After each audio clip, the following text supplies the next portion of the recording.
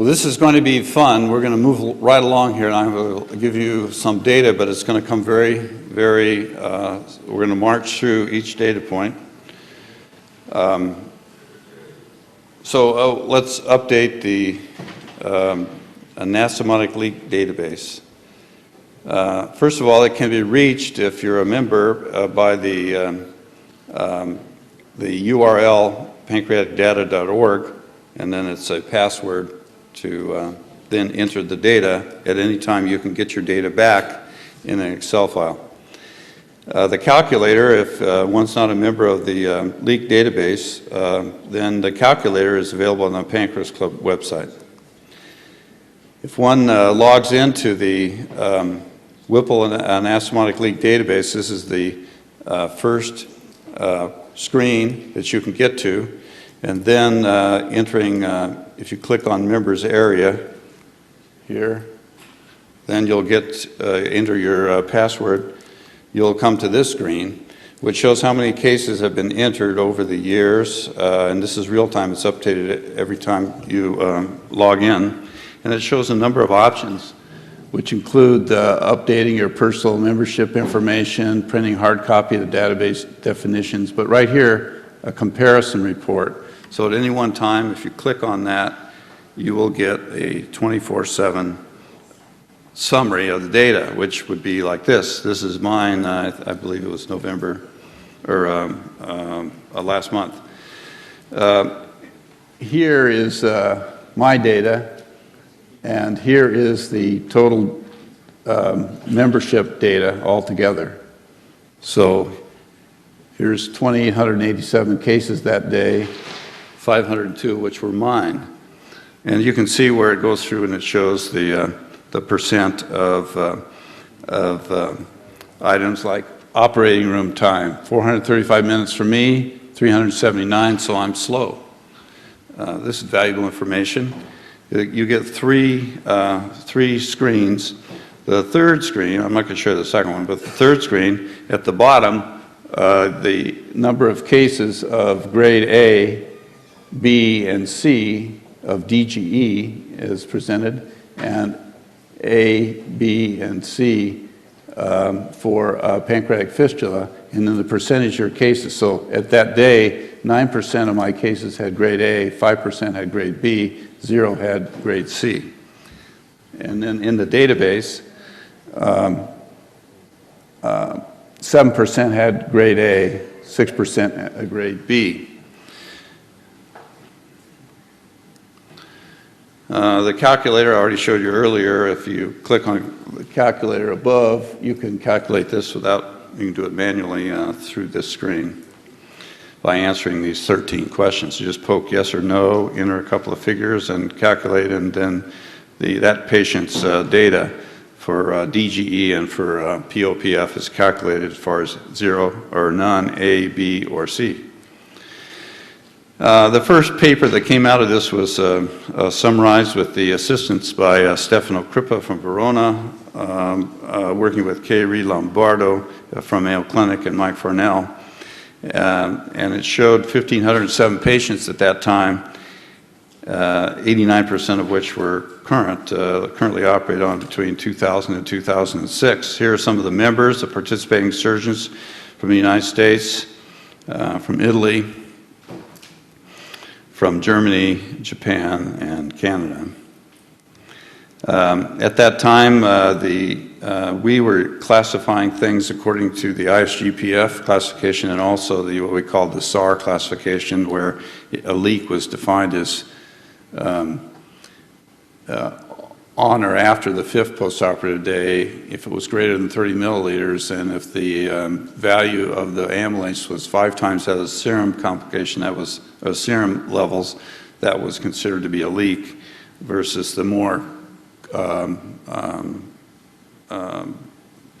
let's say conservative values for the ISGPF, which was on 3rd postoperative day. So therefore, the number of leaks at that time were 27% by the ISGPF and 14% by SAR, which is more restrictive.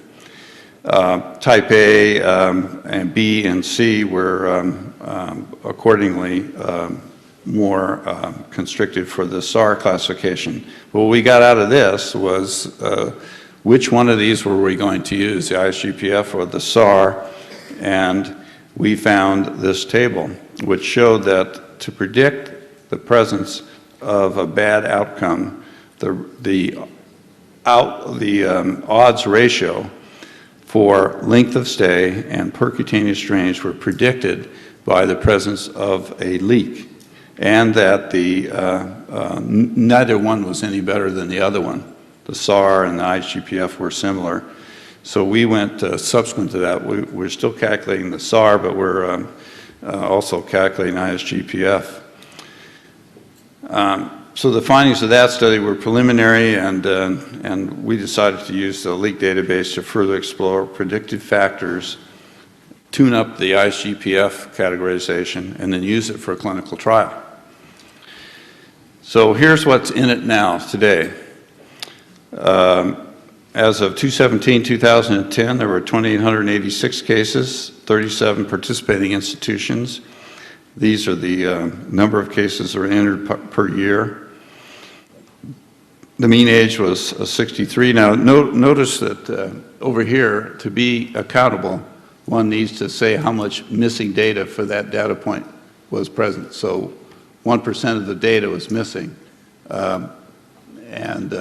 So that way you can make a decision about how valuable this percentage is. So half the patients were male, and the ASA classification, 41% of patients were ASA 3 when they were operated on, which is quite interesting because you and I will operate on a person that has a lot of comorbidities, and that needs to be kept up front right from the beginning.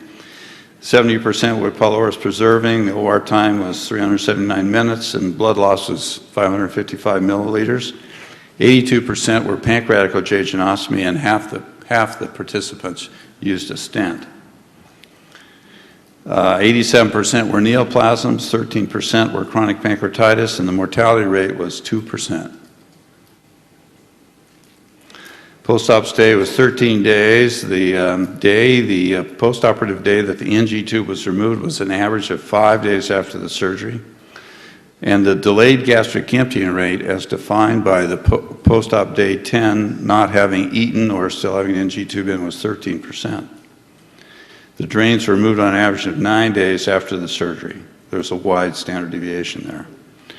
Now, POPF.